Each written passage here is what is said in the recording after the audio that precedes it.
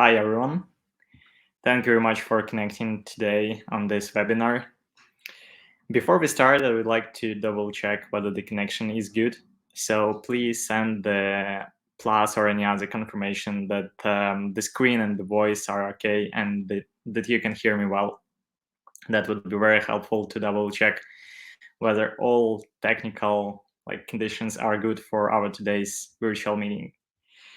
So before we start, I would like to provide you some brief agenda and suggest you to split this our today's webinar into two parts.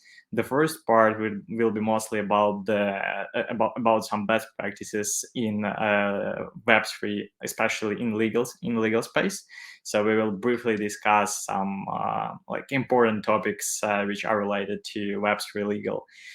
So it will be more the content part, and the second part of our meeting, of our webinar, I would like to spend for questions and answers. So I would like to kindly ask you to save all your questions and just send it to our chat to ask it in the second part of our webinars. So we will move through this and try to cover all of the questions, because the topic is very complex. So we'll try to cover a lot, as much as possible as we can. So that's very brief for introduction before about some technical matters before we start. And just a few words about our today topic. So as you may know, a lot of Web3 founders, when they start building their Web3 ventures, their Web3 projects, they start thinking of when they need to start doing something in legal space, when they need to create some legal structures or prepare some legal documents, etc. And this is especially important when the Web3 founders start their fundraising. So the idea of today's webinar is to try to cover the most important legal matters of the Web3 projects, and we call them the 5 most important legal questions. So we will move through this and try to understand what are the criteria for choosing the countries where to register the company, what are the necessary legal documents when issuing the tokens, what is the DAO, and how to create the legal wrapper for this. So all these questions we will try to cover today. And just a few words about myself. My name is Nestor Dubnevich. I'm a co-founder of Legal Notes, and I also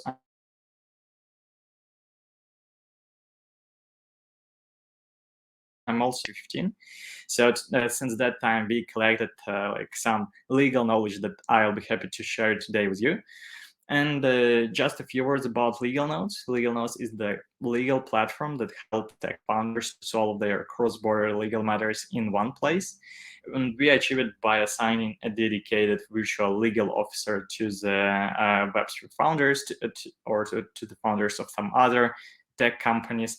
And this virtual legal officer acts as the single point of contact for all legal matters that might arise in the company. It's especially relevant for the Web3 companies, as they usually try to find the most crypto-friendly country for register their companies. They try to understand what will be the tax implications in case they will issue the tokens or make some other virtual asset related transactions, etc. So the idea of virtual legal officer is to utilize our global network of legal partners from different countries and areas of law and manage their work on our platform.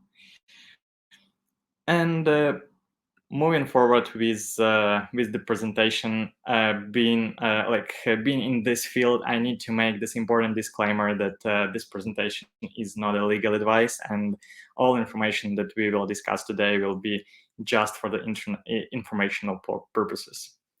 So speaking about the regular roadmap of the Web3 founder, we usually start from choosing the country, from launching the Web3 project.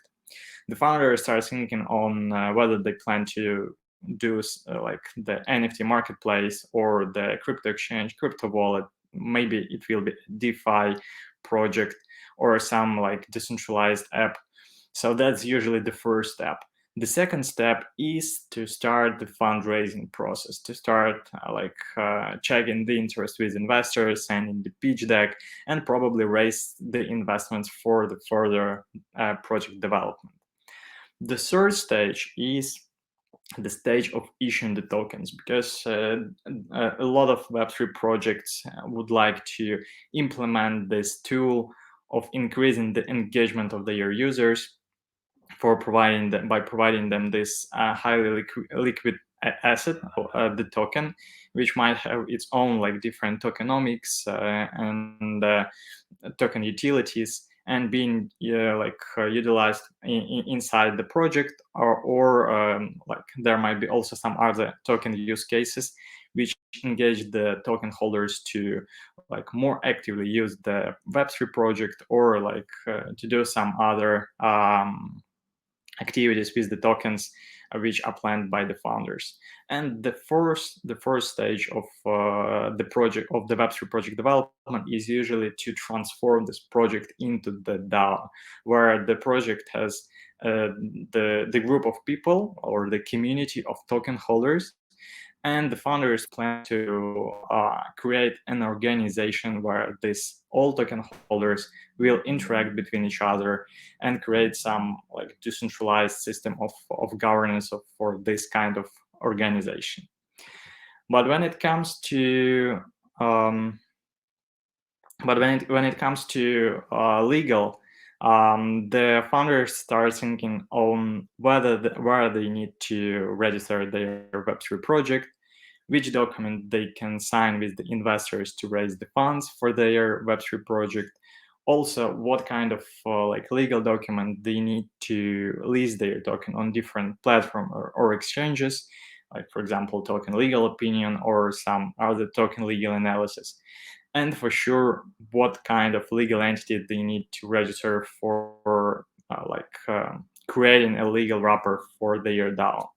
So that's also super important question. So you can see that you may see that on each of the stages, the founders usually face some big legal questions. And today we will try to cover them and to explain them during our webinar. So I have transformed this main legal questions of the founders, of the Web3 founders, into the list which is in our agenda. And we have like four topics for today. The first one is choosing the country for Web3 project company registration. Second, the fundraising using SAFT and SAFT. We will discuss what is the difference between these documents and how to use them, what are the main terms and conditions of these documents as well.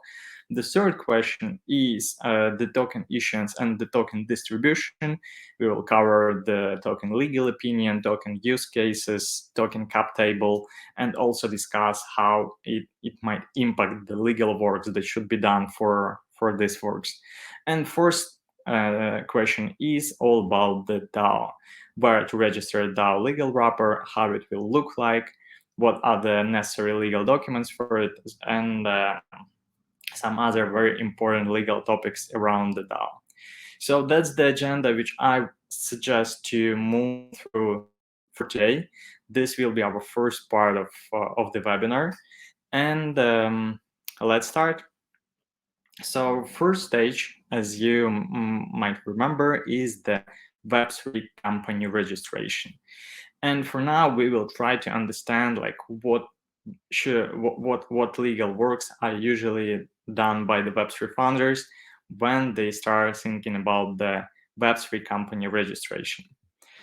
And usually the first step is to choose the most suitable or the most crypto-friendly country for this Web3 project registration. That's the reason why the most of the founders often register the companies not in the countries where they are based in and where their teams are based in, but in the countries where there is a specific regulations or there are some other important criteria which should be taken into account when choosing the country for the Web3 company registration. And when we speak about such criteria, we can highlight the three main criteria. So the first one is the virtual asset service provider regime. This is a specific regulatory regime of the country, which was developed specifically for the for the virtual asset related activities. And these activities might include the exchange of one virtual assets to another, to processing of processing the different virtual asset transactions, also to storing to store the transaction the virtual assets, to provide some DeFi projects or like marketplaces for the virtual assets, including the NFTs, etc. So there is a list of activities that might be regulated in some specific countries under this virtual asset service provider regime. The second criteria is the token regulatory guide. This guide is the explanation of the type of the tokens in the specific country and the list of requirements which the company which plan to issue the tokens need to follow for issuing such tokens to the community and for token sale, for example. And the third criteria is the investors recognition. It means that the country where this company will be registered should be also a well-known among the investors community, that the investors will need to be aware about this jurisdiction and be comfortable with the local laws of the jurisdiction, because that's usually also a very important question when it comes to the fundraising of the Web3 project. And let's briefly discuss each of these criteria. So the first criteria is a virtual asset service provider regime. And when it comes to considering this kind of criteria, we will need to firstly understand what is the business model of the Web3 project. And as I mentioned before, there might be different types of activities which are related to the virtual assets. It might be the crypto exchange and wallets, it might be the NFT marketplaces, the play-to-earn games. It also might be some DeFi projects, etc., etc. So it's very important to firstly understand what is the type of the business, what is the type of activities which involves the virtual assets. The second step is to define what is the most important in different countries for each type of business models. And for example, if we speak about the crypto exchanges, it's very important to understand whether there is a specific regulatory regime for such kind of business, whether there are some specific licenses or authorizations for crypto exchanges and crypto wallets, especially the custodial wallets. So the project might be confident that it will not violate any local laws or regulations, because the rules of conducting such kind of business are quite clear and very straightforward in this specific country. When we speak about the NFT marketplace, as this is very IP related activities, so the most of the NFT marketplaces has this IP related business model where they collect royalties or some other IP related rewards. It's very important to take into account some IP related legal matters in the country when choosing the country for registering the NFT marketplace. And usually the most popular countries for these purposes are the countries which have some specific tax regimes for the IP related income. And when we speak about the play to earn games, it's also very important to understand whether it's possible to collect some income in crypto by selling some NFTs or some other digital goods inside the games using the tokens or other cryptocurrencies. So that's another criteria which is also very, very, very important for such specific kind of business. And the last step is to define what countries have this, which countries have this specific regulatory regimes or special tax regimes, or just the possibility to like make the accounting, audits, and taxation for different types of income, including the income in cryptocurrencies. And as a result, for example, for the crypto exchanges, such countries as Singapore or Gibraltar or Estonia and Canada have either specific regulatory regimes, or different authorizations within the local financial or regulatory authorities, which allow them to conduct such activities of converting one virtual assets to another, processing virtual asset transactions, and also store the virtual assets of the third parties. When we speak about the NFT marketplaces, some IP-friendly countries as Switzerland, Netherlands, Cyprus allow these companies to have a good tax conditions when they start collecting the IP-related income. And when I speak about the play-to-earn games, there are a lot of games that are registered in Cayman and Hong Kong, which are the countries where it's possible to collect some crypto-related income. There are the rules for the accounting and taxation for such kind of income, so the projects can feel themselves comfortable in these countries and do this play-to-earn games related business models. So that was the first criteria, the type of the business. The second criteria is the token regulation guide, and it's mostly about the type of the tokens which project plan to issue. And it's very important to understand what will be the kind of the token, what will be the token utilities or token use cases, because in some countries the projects will have more freedom issuing some specific kind of tokens. In other countries there will be more restrictions, or it might be even prohibited to issue some specific kind of tokens. That means that the first step for when analyzing this type of criteria is to understand which kind of token the project plan to issue. It might be the utility token, security token, asset-backed token, access token, community token, governance token, and all other type of tokens that are popular now. So that's the first step. When this first step is done, the second step is to understand what countries recognize such kind of tokens and provide the rules for issuing such tokens, the transparent rules and requirements for the companies which plan to issue such specific type of tokens. And when it comes to utility tokens, which in many countries are recognized as the digital assets or digital goods or virtual assets, it's very important to find such countries which have already recognized such kind of tokens, and understand what are the requirements for issuing the specific tokens there. When it comes to payment tokens or security tokens, there will be definitely more regulatory compliance there, which means that the founders of the Web3 project will need not only to understand what is the token legal qualification there, but at the same time to understand what might be the requirements of the financial and securities laws in these specific countries. And when it comes to governance token, that's the moment when the most of the founders of the Web3 companies start thinking about DAO, because usually such kind of tokens are used to build this decentralized governance and implement it into the community. So the DAO topic we will cover a bit later, but that's also the very important criteria when choosing the country for company registration.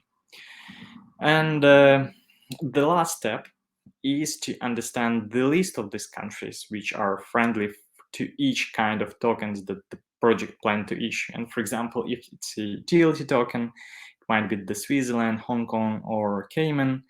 If it's security tokens or payment tokens, the Web3 founders might consider the Liechtenstein, where there is a specific security token regulatory regime where under which it's possible to issue the security tokens in a compliant way. It also might be Singapore, Switzerland, United Arab Emirates.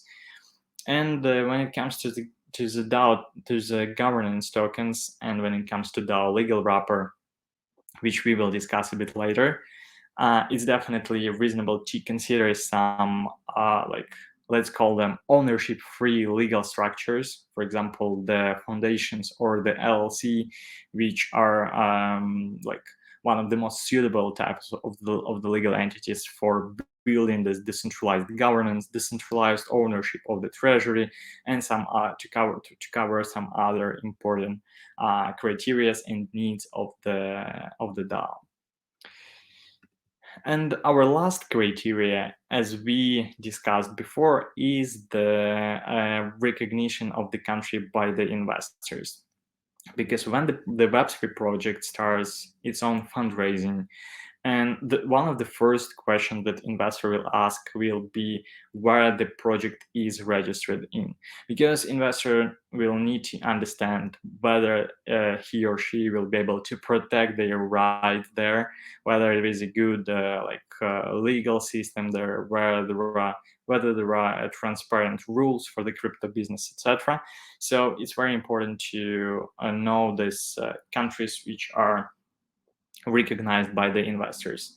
And among such countries, there are a few examples on the screen, and we can definitely discuss the Switzerland, which is the country where the most of protocol tokens, protocol projects are registered as the foundations, like Ethereum Foundation or Near Foundation or some other companies, Web3 companies.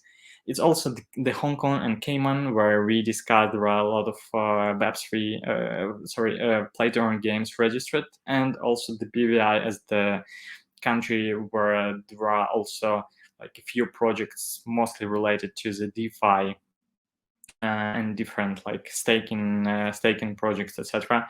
So that's also the country which is quite popular among the projects, and where the Web3 investors are comfortable with their investments as well. So we have already covered this first step, this first topic about the Web3 company registration, and the main legal work here is to choose the most crypto-friendly country, taking into account the business model of the project, the token guidance and the type of the token, and also the investors' relation to this specific country, the investors' recognition of this country. So that's three main criteria for choosing the most crypto-friendly country for your Web3 project. And we can move forward with the second question, which is mostly about the document which might be signed with the investors. And as I mentioned before, one of the very important step when it comes to the fundraising is the due diligence.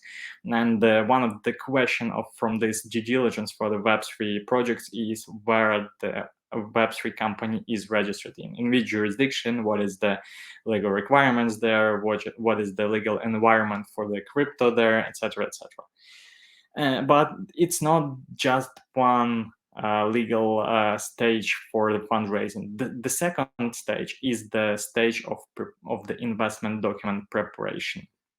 And when it comes to the investment document preparation, one of the main questions that the founders usually face is which kind of document they need to sign with the investors to raise their initial investments. That's especially important when the project has not issued the tokens yet, and they like in the most of the cases they plan to use simple agreement for future tokens. That's some similar document to the simple agreement for future equity, which is a YC developed document and very well known in the venture industry.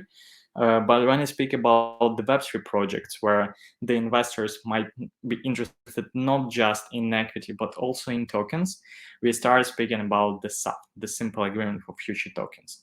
And basically, we can split these documents into two types: the SAFT and the SAFTs.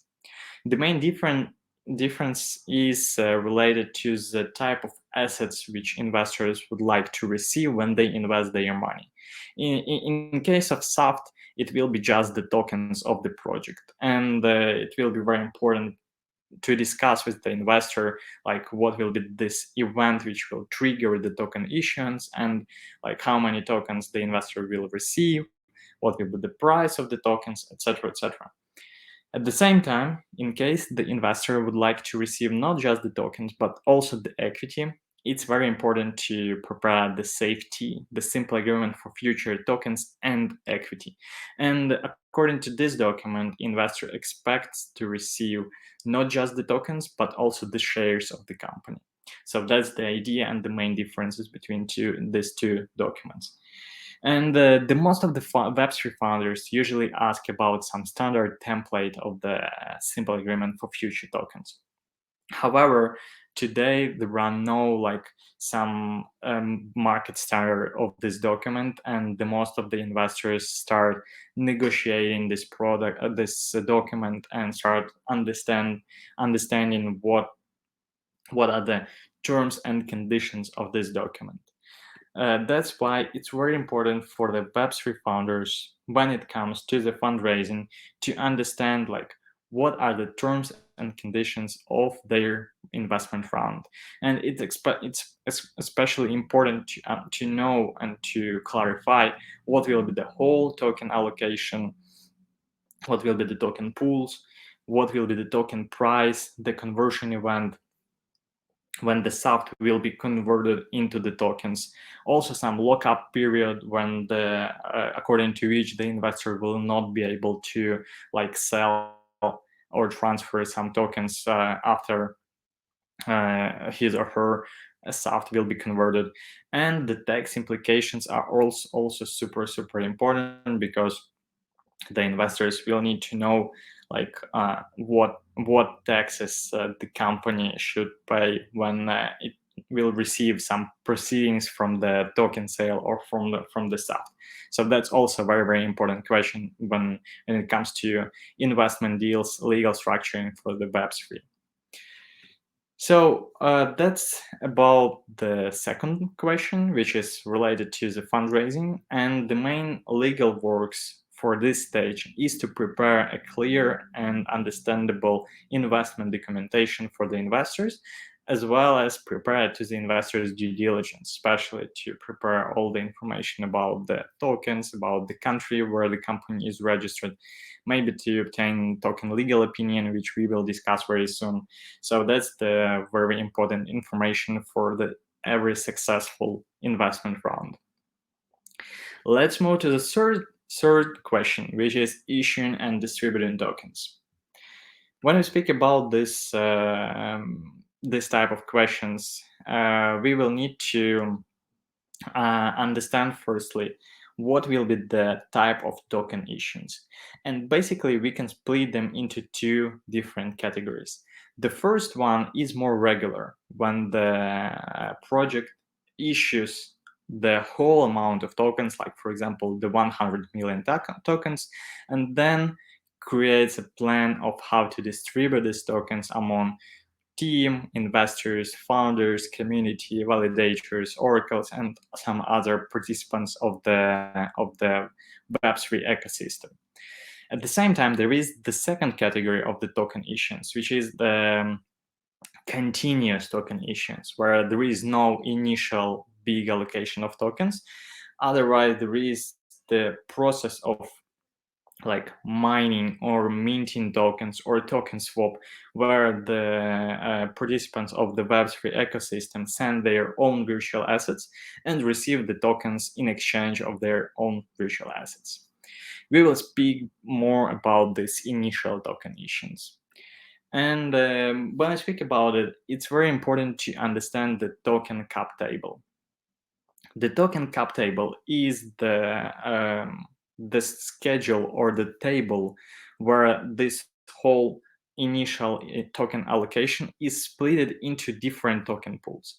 And there are like some very common token pools, which usually include the founders token pool, the team and advisory token pool with different models of token incentives. There is also the investors token pool, which is mostly used for the fundraising purposes, and the community token pool, which is used to build and grow the community of token holders and then invite them to the future DAO, for example. And each of these token pools have their own type of legal documentation that should be prepared and signed for the proper transactions of this token. And when we speak about the team and advisory pool, it might be the token incentive scheme, which includes different token option agreements where there is some part of the tokens which are under the vesting and which is provided to the team members to motivate them or to incentivize them to work on the Web3 project. At the same time, there is an investor pool, and we have already discussed the document which might be used for the token distribution from the investors pool. It's a simple agreement for future tokens. At the same time, it might be the token sale agreement. This kind of document is mostly used after the token were issued, and that's also the legal documentation which is necessary to prepare when distributed tokens from the investors pool. And also the community pool, which is usually the biggest pool of the tokens in the project. And depending on what kind of token distribution is used or is applied to this kind of token pool, it might be terms and conditions for airdrops, for stake, for DeFi, or different staking rewards. And it also might be listing tokens on the launchpad for distributing this token among the users of some crypto exchanges, for example. And when we speak about this last type of token distribution, listing the tokens on exchanges or on their launchpads, most of the crypto founders usually receive the request from the crypto exchanges to provide them with the token legal opinion. This is the document which is prepared by the qualified lawyer and which ensure that the token has such legal qualification which is acceptable for the crypto exchange and not violate its own rules and regulations for conducting crypto related activities. And this token legal opinion usually provides the token legal qualification and defines what is the legal status of the token. And it might be, according to different token guidances, it might be the utility token, the payment token, stablecoin, governance token, NFT, etc., etc. But that's very, very important for each listing of tokens on crypto exchanges or launchpads, as this is a part of such trading platforms' own compliance. So we discussed the third question, which is related to issuing and distributing the tokens, and the main idea of this stage is for the founders is to create a very clear token cap table and define all types of token distribution, and at the same time to obtain the token legal opinion, which will clarify the legal status of the token and provide the clarity of listing this token on exchanges or selling these tokens to the investors, as the most of this participants of the Web3 ecosystem would be very interested in legal requirements, obstacles, and some other information for understanding whether this token will be liquid in the future, whether this token will not be prohibited for selling in the future, whether there will be any risks of lawsuits from the regulators in the future. That's the reason why this token legal opinion is so important for the Web3 projects. And we are moving to the last question from our agenda, which is the legal wrapper for DAO. And when we speak about the DAO, as I mentioned at the start of our webinar, it's very logical final step of the Web3 project development to create some organization like with the token holders, with the users of the Web3 project, and organize all of them into this decentralized community of the people with the decentralized governance, with the treasury, which is also managed decentralized, but in a decentralized way. So that's the idea. What is DAO and why it's very like logical final step or final stage of the Web3 project development. And when we speak about the DAO, we need to understand what DAO means for the legal perspective.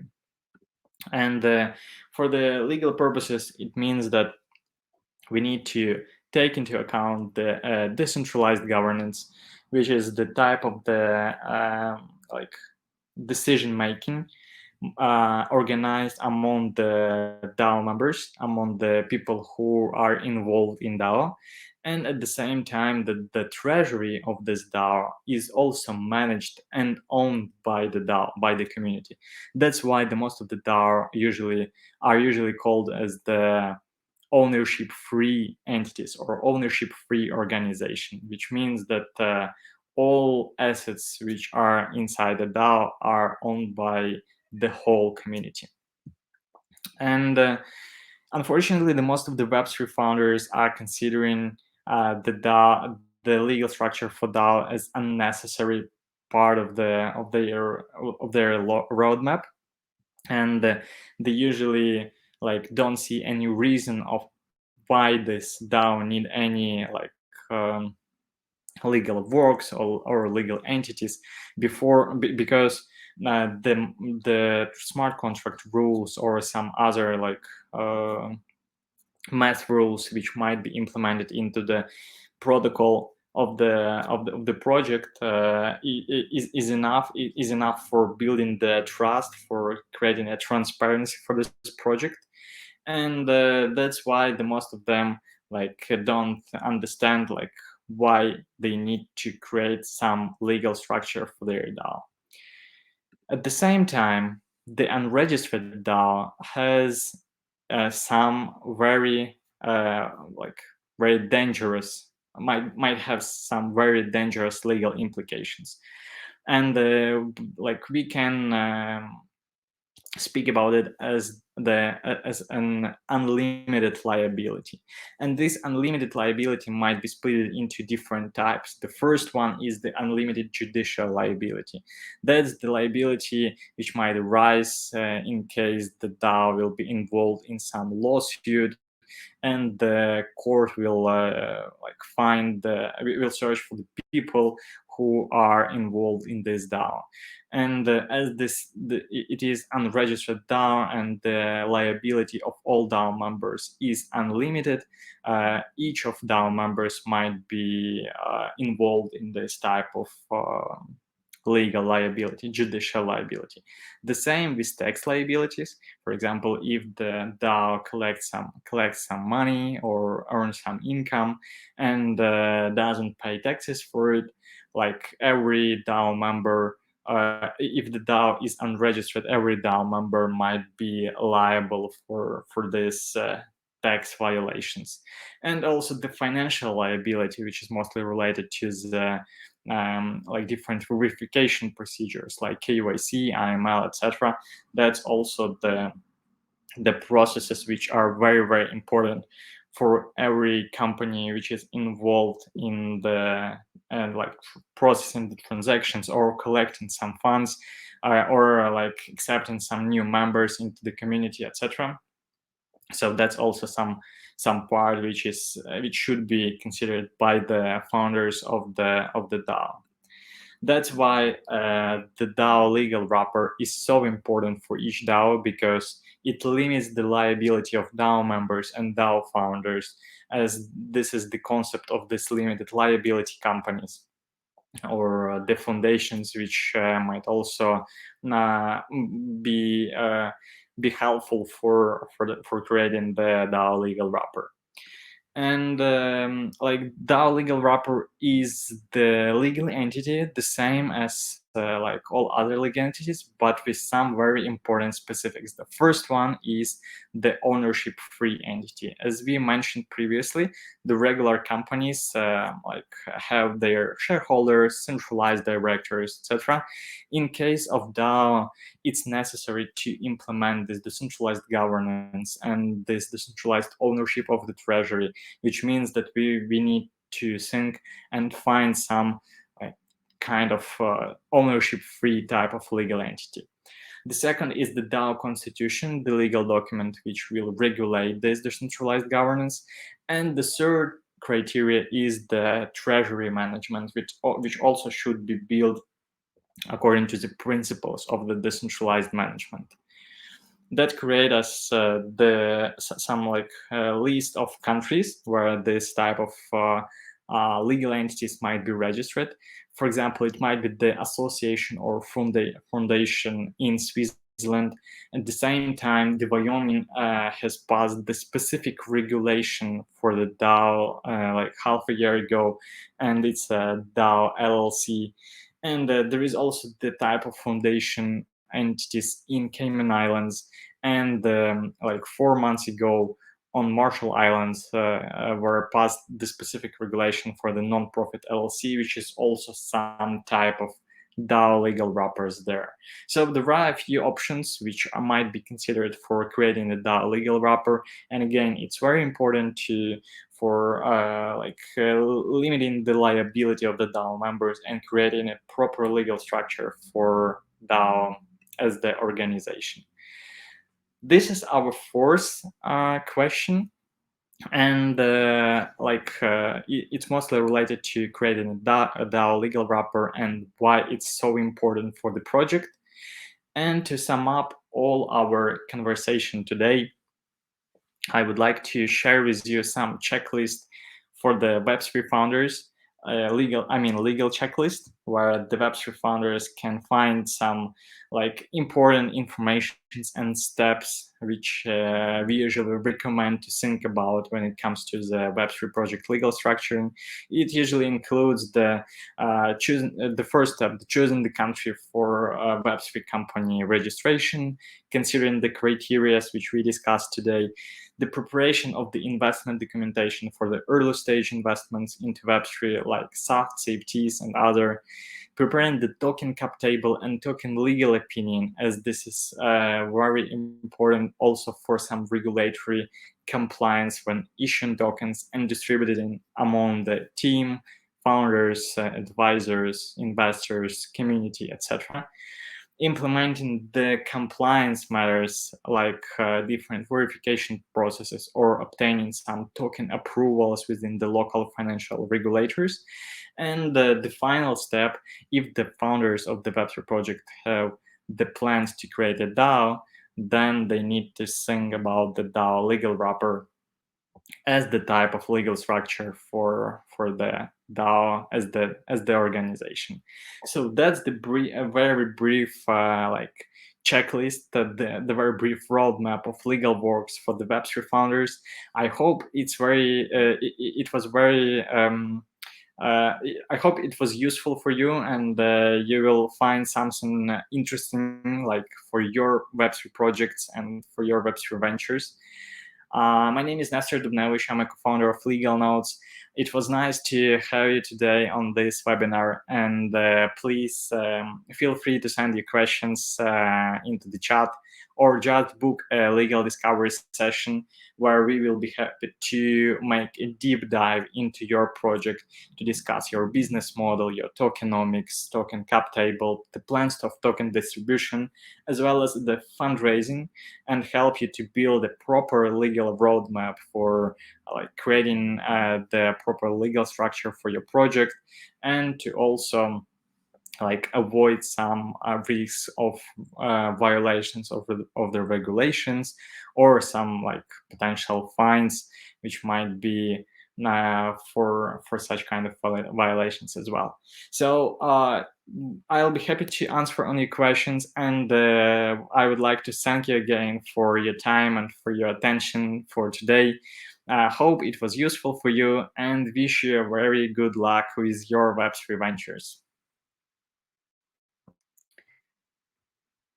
We have a question from Nikita, which is like, which countries have the lightest regulations in KYC?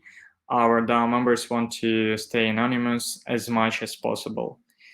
And the token is the per utility token, and the most of the team is located in the US.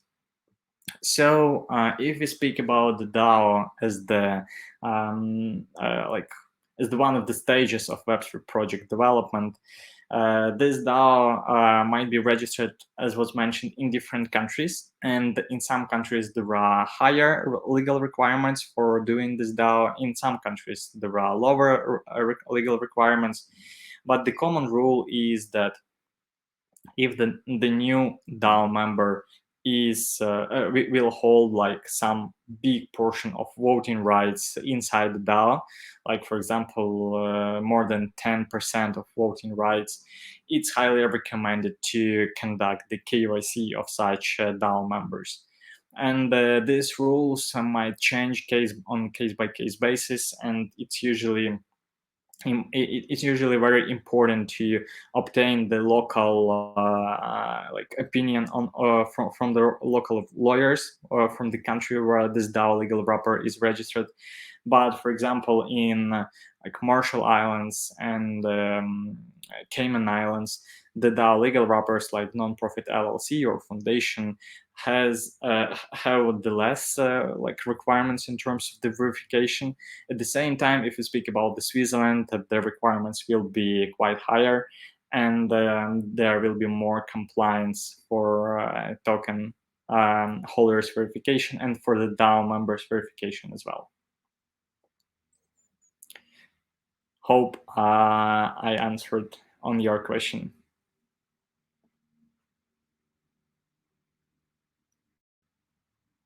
So perfect. The Marshall Islands and the Cayman Islands. Yeah. We also have another questions from Victoria, and the question is: do we work with any other jurisdictions that that were mentioned in the presentation, like Dubai?